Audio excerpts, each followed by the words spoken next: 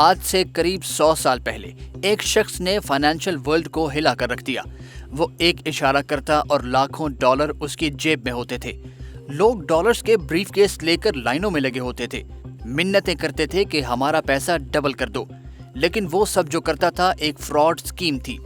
آج ایک صدی گزرنے کے بعد بھی وہ اسکیم اسی کے نام سے مشہور ہے، پونزی اسکیم، اور اس شخص کا نام ہے چارلس پونزی۔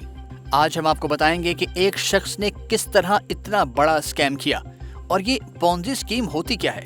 آپ دیکھ رہے ہیں ایکسپلینر اردو اور یہ ہے اسکیم سیریز۔ چارلس پونزی اٹلی میں پیدا ہوا۔ اس کا باپ ایک پوسٹ مین تھا۔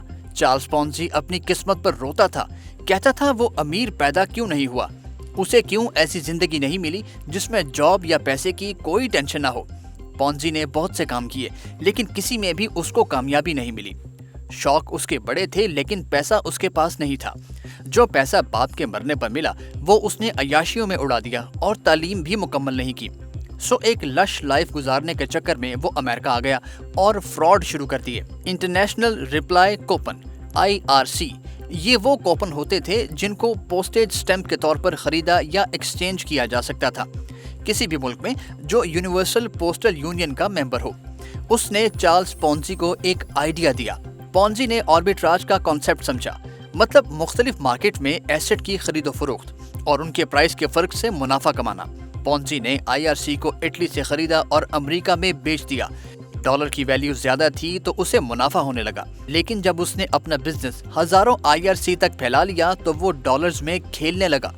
پونزی کو پتہ چل گیا تھا کہ اس کو وہ مرغی مل گئی ہے جو سونے کے انڈے دے گی۔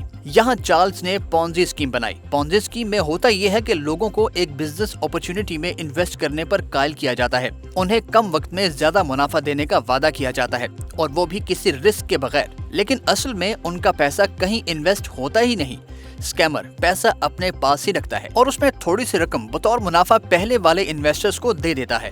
تو جب پہلے والے انویسٹرز کو اچھا منافع ملتا ہے تو وہ اور بھی انویسٹ کرتے ہیں، دیکھا دیکھی اور بھی لوگ آ جاتے ہیں، پھر یہ ایک ہاتھ لے اور دوسرے ہاتھ دے والا معاملہ شروع ہو جاتا ہے۔ پونزی اس آئیڈیا کو ایک نئے لیول پر لے گیا۔ اس نے کہا وہ 45 دن میں 50% پروفٹ ریٹرن کرے گا اور 90 دن میں 100% پروفٹ ریٹرن۔ پونزی نے کلیم کیا کہ اس کے پاس ساری دنیا میں ایجنٹس کا ایک نیٹ ورک ہے جو IRC کو بلک میں خرید کر امریکہ میں شپ کرتے ہیں۔ پونزی نے ان لوگوں کو ٹارگٹ کیا جن کے خواب بڑے لیکن عقل چھوٹی تھی، جو جلدی امیر ہونا چاہتے تھے۔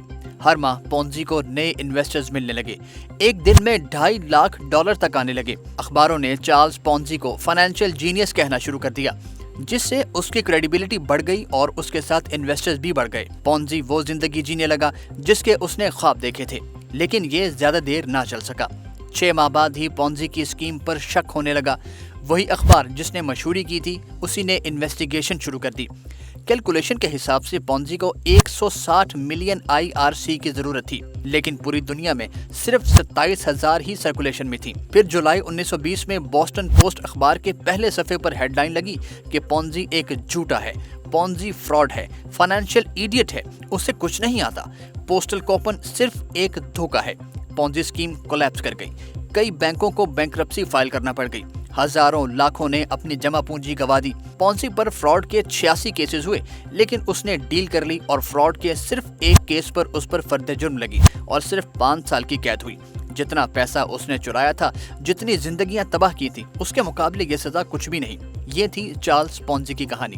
ویڈیو کو لائک اور شیئر کیجیے، دیکھتے رہیے ایکسپلینر اردو۔